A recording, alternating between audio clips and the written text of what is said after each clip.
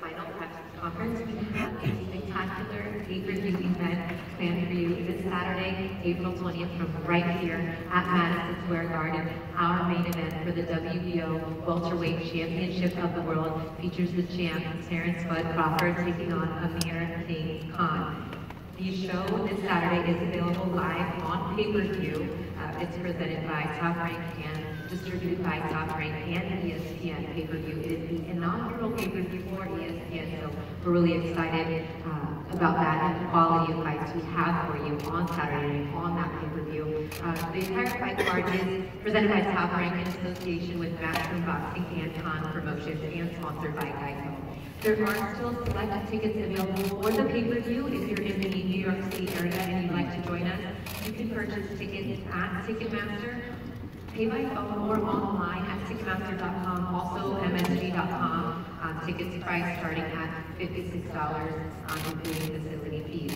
The pay-per-view is available through your local cable provider on the pay-per-view channel starting at 6 p.m. Eastern. We have undercards that will be showing on ESPN2, and then of course the 4 pay-per-view fights will be live for you on pay-per-view. Also, in 90 million homes worldwide, you can access the pay-per-view digitally. No excuses, there are a ton of digital platforms that you can watch this amazing card. It's available through PlayStation 4, the Fight TV app. You can get that through Apple TV, through iOS, on your Android phone, Roku, etc. So anywhere you are, if you're not in front of a TV, you can watch this pay-per-view on your cell phone, on your tablet, or on your laptop. So it's a night of boxing you're not going to want to miss, and it's accessible everywhere. Also, easy enough, you can go to toprank.com and buy the pay-per-view right there and watch it digitally. Mr. Bob Arum, we have put together for ESPN's inaugural Top Rank pay-per-view a spectacular card. 4 fights on the pay-per-view, 3 of those title fights, of course, leading up to the main fight. Let's just talk in your opening comments about the quality of fights, I mean, from top to bottom on this pay-per-view. Yeah, Saturday night, great event, but a real salute to boxing. Boxing, thanks to ESPN, is now becoming once again the major sport that it was when I first started promoting almost 55 years ago. Boxing is part of the DNA of this building, Christina. I remember when they opened this building, one of the first events was a heavyweight championship fight between the great Smoking Joe Frazier and Mathis, a big heavyweight. And Frazier won that fight. And the second fight on the card was a classic middleweight championship match between Nino Benvenuti of Italy and the great Emil Griffith, and Benvenuti won that fight. That started boxing in this building. Everybody remembers a lot of the old fights which took place in the old Madison Square Garden. But this building, this Madison Square Garden, all the great fighters fight here because it is symbolic of the sport of boxing. And the card that we have on Saturday night is a stellar one. Let me talk about the fights, some of the fights that will be on the card, which will be televised on ESPN2 leading up to the pay-per-view. We have on the card a sensational young man who is part of the Crawford Bomac stable in Omaha, Nebraska. Bomac is really high on the kid. Lawrence Newton will be performing first time, obviously, in New York. There's another young man on the card. He comes from India, pretty close to where Amir Khan, who's from Pakistan, family comes from. And Vikas Krishan was a terrific amateur. He has 1 win and no losses. He is part of the Shakur Stevenson camp, and he's a kid well worth watching. You understand that when Disney bought the assets from Fox, one of the assets was Star Television, which is the equivalent to the Brits of Sky TV and BT in the UK. Star Television is going to start featuring boxing, and a lot of people in India, so that's great for the sport. Another fight that I'm sort of familiar with, and should be a barn burner, Frank Galarza will fight Carlos Adames in a super welterweight match. 2 real hard-charging bangers.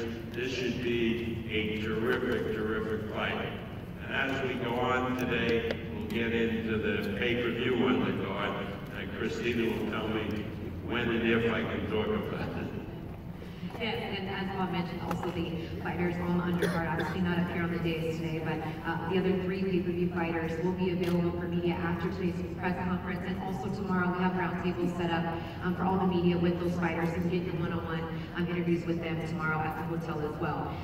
We'll keep it now to our main event. Before we get started talking with Virgil, I'd like to introduce Frank Smith, CEO of Madison Boxing, and Frank, not only did we put together a great card, we have 2 of the greatest fighters in boxing up here on the stage. And with your fighter, Amir Khan, you know, it's no secret that he could have went another direction and took another fight. What does it say about your fighter to want to take on the pound-for-pound king in boxing, Terence Crawford? Yeah, definitely. Thank you. Firstly, it's great to be here at Madison Square Garden, and a pleasure to be working with Bob Arum and Top Rank. 2 in 2 weeks. Hopefully this week it'll be 1-all. Unfortunately, Crawford didn't get the decision last week, but Amir's going to go in there and do the business. I think, as you say, Amir had other opportunities that he could have gone down, most notably probably the Kell Brook fight. But this is the fight that Amir wanted. You have to respect that. You have to respect the man who's done what he's done in the sport. And I believe on Saturday night he's going to go in there, he's going to do a job, and he's going to become a world champion once again. We're looking for a great performance, and I know we have a lot of people from the UK coming over and people that will be watching, so we're very looking forward to that. Thank you so much. And Virgil, if I can bring you in now, the man to your right, Amir Khan, what does it mean for you to be back working with him and in his corner for this very important fight against Terence Crawford? It's been a pleasure to have Amir back. He came at the right time, a good time for a fight such as his magnitude. To go against a great fighter like Terence Crawford. Coaches, we live these opportunities. Whether we win, whether we come up short, we drive in these settings. We live for these opportunities, so it's a great opportunity, and it's a pleasure to be involved in this event. And for Frank, I mean, having Virgil back with Amir is kind of like the best case scenario for this big fight. We know that they've done some historic things together. It couldn't be more ideal for you and your team to have these 2 back together, right? Yeah, exactly. I think they had a couple of fights off. You know, Amir's last 2 fights, which we promoted with him in the UK. And I think Amir, when he's in with the best fighters, that's when he looks the best. I think the test of Terence Crawford taking on pound for pound one of the best fighters in the world, one of the most respected fighters in the world, will bring him on. You know, he's, as I say, come back from those 2 fights. And I think at welterweight, this is the strongest weight for him, the great Virgil back in his corner. We had a great time with Joe Goose. I think being back with Virgil, who he's been with for a long time, is very important too. And Virgil, something that, you know, in going through my notes, I kept seeing the word focus come up everywhere in your interviews. So I know that was a point of emphasis with Amir. So what are some of the things that he needs to make sure he focuses on come Saturday night? Well, he most definitely can't have a mental lapse. He has to be focused every second of every round and be able to read the adjustments that a great fighter like Crawford will make. He's a fighter making adjustments. We have to be able to read those adjustments and adjust accordingly, stay competitive, and try to win this fight. If we can get now to Amir. Amir, good to see you again today. I know you've done this many times, but this fight right here is your 10th world title fight. Where does this fight against Terence Crawford, if you can briefly look back in your long boxing history, kind of rank on that list of title fights? ranks probably at the top for me because fighting a world champion, Terence is very high in the top of my rankings, maybe number 1 or number 2, so it's just amazing for me to be in this position once again. That itself is a great motivation for me to know that I'm fighting the best out there once again, and it makes me train on a real harder, focus for this fight. I know that I can't make any mistakes in this fight because I could be in trouble. You know, Terence, I'll be watching all the videos of his fights. I see that how he breaks down fighters, how he sees openings and stuff, and I can't be making those openings easily. Maybe my last performance got me this fight. To me, that wasn't the best performance, that wasn't the best Amir won. And I'm now back with my own trainer version where I'm happy, and he trained me the best and he knows better than any other trainer out there. So we know we've done everything we've had to do for this fight, and I'm going to be more than ready. You talked about your last fight not being the best version of you. If you could look back, obviously you're undefeated at welterweight. What was the best version of you, and then what can we expect on I mean, I've had some good fights in the welterweight division. You know, you fought Claudio, we fought Alexander. You know, he's fought the best out of me. Even the Canelo fight was going well till I got caught with a shot. So, I mean, you know, where this fight, I fought with my own weight, which helps. I mean, every fight in the version I've learned something from. We know lose, and you've got the best out of me. And I needed to get with someone, back with somebody who could bring that respect back for the sport of boxing and also make me work harder. You have the team together, the timing and the weight division right, you know, for everything to come together on Saturday night. I know that you've rallied for big fights in the past against pound-for-pound greats that haven't necessarily come to fruition, but now is your chance, now your opportunity. How do you capitalize and become champion on Saturday? That's right, you know, this is dream come true, and hopefully on Saturday dream will come true, where I get my opportunity to fight for another world title and to be one of the best fighters in the world. This just drives me, makes me work harder, train harder, stay focused, because I know I've got someone in front of me who is up there, but number 1, you can't deny that, you know, he's a good fighter, so I know he's training hard because he doesn't want to lose that one unbeaten record. And I don't want to lose this fight because I want to achieve everything I want in this sport of boxing. Amir, thank you. Thank you. Bob, the man to your right, and here we go back-to-back weekends. We had Vasily Lomachenko last weekend, and now Terence Crawford. People go back and forth about number 1, number 2, pound for pound. But at the end of the day, it's about the best fighters fighting on the biggest platform and getting the best opportunity. And we've done that with Terence Crawford. What do you think that the public and the fans are going to see from Crawford on this biggest stage of boxing on Saturday night? I don't have to talk about what the public is going to see from Terence Crawford. Anybody who knows anything in boxing knows that Terence Crawford comes along very, very seldom in a generation. I look at him as the guy, the closest that I remember that I promoted was the great Sugar Ray Leonard. Terence reminds me of Sugar Ray Leonard. I'm not going to get into who would win if they fought each other, because that ain't going to happen. But Terence is really something special, and I'm so delighted that we've been able to arrange this fight with Terence against Amir Khan, who I think is, I've always been an admirer of Amir Khan. Tremendous fighter. I know Amir remembers the time I spent with him and his family when you were in Manny Pacquiao's training camp. So I know what he brings to this party, and I am really looking forward to performances by 2 great fighters, a generational talent in Terence Crawford, and one of the best fighters that I've ever seen in Amir Khan. I remember how brilliant he was in the amateurs and how he boxes to perfection. Great fight on Saturday night. And the man getting the pound-for-pound king ready for this fight, amongst your entire team is right here to my left, Brian Novak McIntyre. we're used to holding these mics and calling fights, so you've been quite busy in the past 8 weeks or so getting your fighter and your team ready for this. But a couple little cool things you did a little bit different in this camp. I heard through the grapevine that you had spent some time at an astronaut training center doing some different things. Is that correct? Yeah, we took a little time during the week to go out to the Air Force Academy up in Colorado Springs and work on something in coordination with Terence, because I think it's very important that he's aware of Americana because of the kind of speed and how fast he is and what he can do with it. So I felt like this elevate Terence's IQ more than what it really is, and so we'll be ready.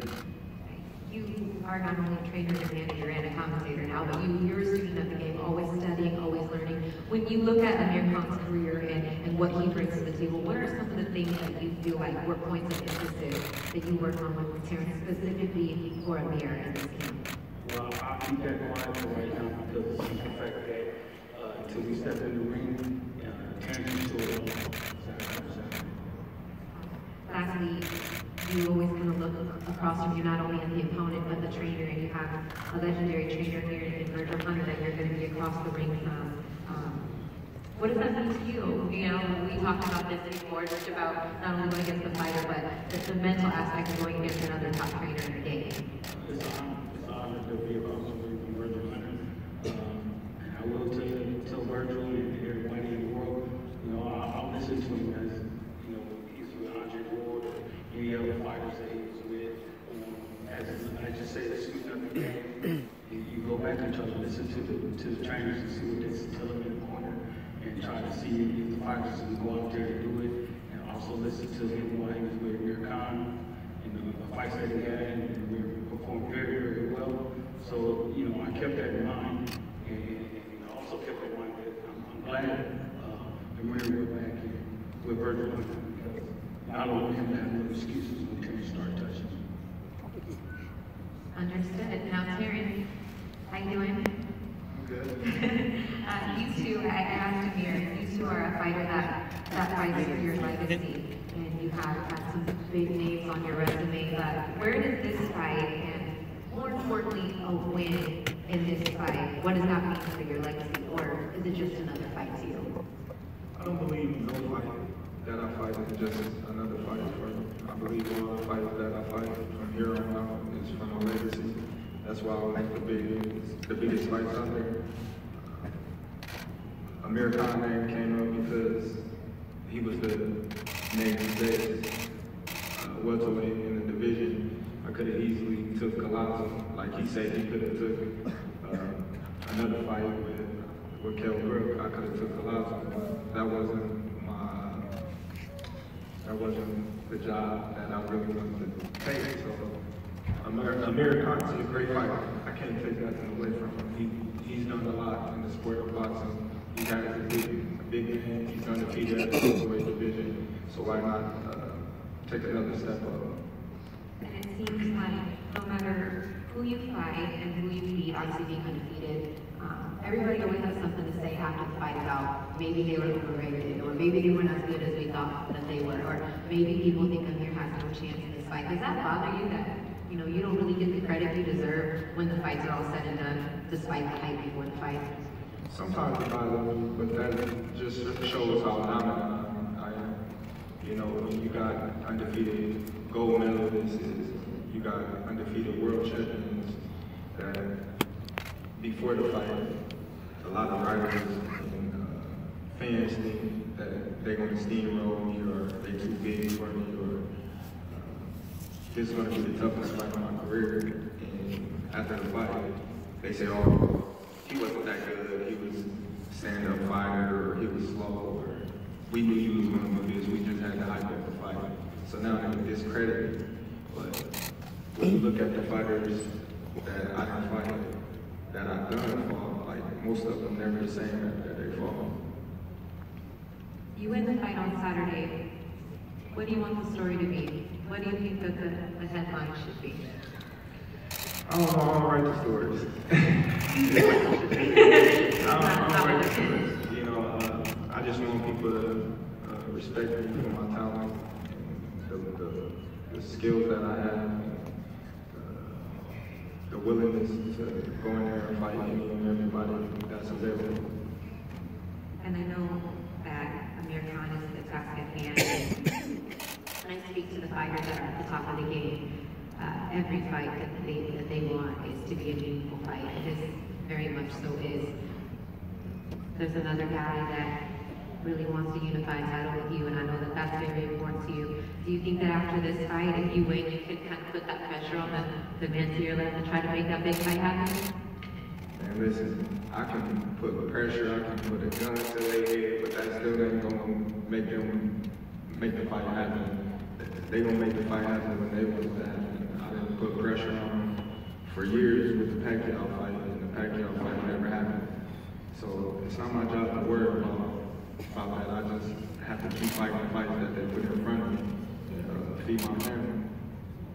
And that's the people you fight for at the end of the day. It's fact. All right. Bob, anything else you'd like to say as we wrap up here with the main event? Well, to wrap up the main event, it's going to be a great fight. I mean, really, truly a great fight.